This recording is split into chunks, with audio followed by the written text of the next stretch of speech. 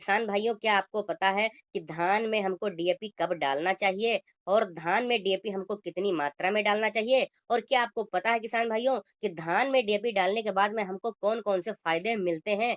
और क्या आपको पता है किसान भाइयों कि धान की फसल में हमको जिंक कब डालना चाहिए और जिंक डालने के कौन-कौन से फायदे हमको मिलते हैं? क्या आप जानते हैं किसान भाइयों कि धान की फसल से 35 क्विंटल प्रति एकड़ पैदावार लेने के लिए हमको क्या करना चाहिए? अगर इन सवालों के जवाब किसान भाइयों आपको नहीं आते हैं तो इस वीडियो को पूरा अंत तक जरूर देख लीजिएगा। आज आपको सारे जवाब मिलने वाले हैं। साथ ही किसान भाइयों, अगर आप हमारे इस चैनल पर नए आए हैं तो चैनल को सब्सक्राइब करके बगल वाले घंटी के निशान को जरूर दबाएं, ताकि आगे आने वाली हमारी अन्य वीडियो की नोटिफिकेशन आपको मिलती रहे। और वन पर है किसान भाइयों कि धान में हमको डीएपी कब डालना चाहिए। डीएपी किसान भाइयों हम वर्षों से प्रयोग में ला रहे हैं, लेकिन क्या आपको पता है किसान भाइयों कि धान की फसल में हमको डीएपी कब डालना चाहिए? किसान भाइयों, कृषि विशेषज्ञों के अनुसार धान की फसल में डीएपी हमको रोपाई के 5 दिन के अंदर ही डाल देना चाहिए किसान भाइयों। तभी हमारी धान की फसल को अच्छा रिजल्ट मिलेगा, क्योंकि जो फास्फोरस होता है किसान भाइयों, वह हमारे धान के जड़ों के पास नहीं जाता, उसको किसान भाइयों हमारे जड़ों के पास डालना पड़ता है, तभी न्यूट्रिशन किसान भाइयों हमारा पौधा ले पाता है। धान की फसल में किसान भाइयों आपको डीएपी रोपाई के 5 से 6 दिन के अंदर ही डाल देना है।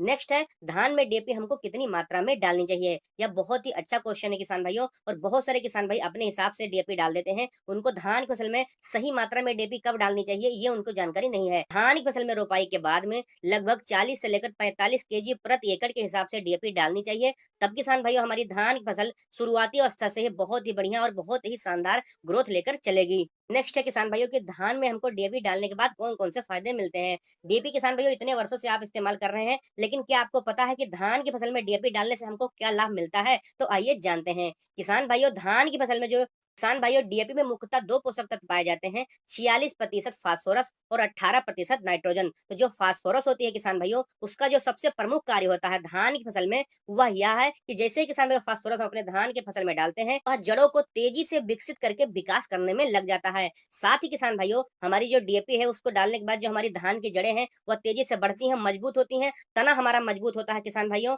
और जो नाइट्रोजन होती है किसान भाई, उसको डालने के बाद हमारी जो धान की फसल है, उसकी ग्रोथ तेजी से बढ़ने लगती है, और उसमें किसान भाइयों हरा-भरापन शुरुआती अवस्था से ही बना रहता है। नेक्स्ट है किसान भाइयों कि धान में हमको जिंक सल्फेट कब डालना चाहिए? किसान भाइयों, जिंक सल्फेट हमारी धान की फसल के लिए बहुत ही ज्यादा इंपॉर्टेंट है, लेकिन इसको सही समय पर डालना बहुत जरूरी है। अगर किसान भाइयों इस समय आप अपने धान की रोपाई कर चुके हैं, तो 5 से 6 दिन के अंदर भी इसको डाल सकते हैं। अगर आप शुरुआती अवस्था में नहीं डाल पाते हैं किसान भाइयों, तो इसको रोपाई के लगभग 25 से लेकर 35 दिन के अंदर डाल देना चाहिए। तभी किसान भाइयों जिंक सल्फेट का आपको सबसे बेहतरीन रिजल्ट मिलेगा, क्योंकि जो जिंक सल्फेट होता है कि शुरुआती अवस्था में किसान भाइयों इसका काम हमको पड़ता है। नेक्स्ट है किसान भाइयों कि जिंक सल्फेट डालने से हमको कौन-कौन से फायदे मिलते हैं?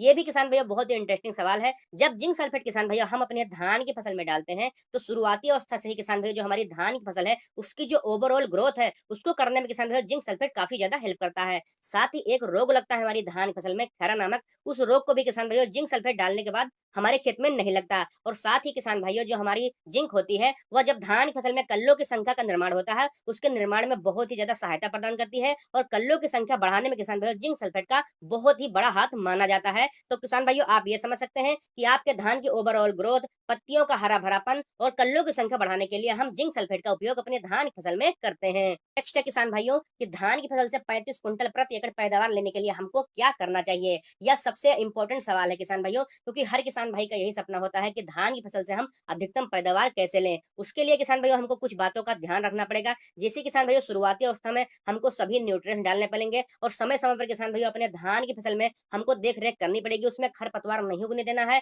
और दूसरा जो सबसे अहम काम करना है किसान भाइयों, कि आपको अपने धान की फसल में बिल्कुल भी रोग नहीं लगने देना है, क्योंकि अगर रोग किसान भाइयों आपके धान की फसल में लग जाएगा, तो आपको अच्छी पैदावार नहीं मिलेगी। उसके साथ अपने धान की फसल में किसान भाइयों आपको निरंतर सिंचाई करते रहना है, नमी बनाए रखना है, और समय-समय पर किसान भाइयों जितनी खादों की आवश्यकता पड़ेगी, उतनी खादों को आपको डालते रहना है। तब आपको आपके धान की फसल से बहुत ही बढ़िया और बहुत ही शानदार पैदावार मिलेगी। अगर आप जानना चाहते हैं किसान भाइयों कि धान की फसल में किस समय पर हमको कौन सी खाद डालना चाहिए, तो कमेंट में अपनी राय दीजिए, उस पर किसान भाइयों मैं अगली वीडियो बना दूंगा। साथ ही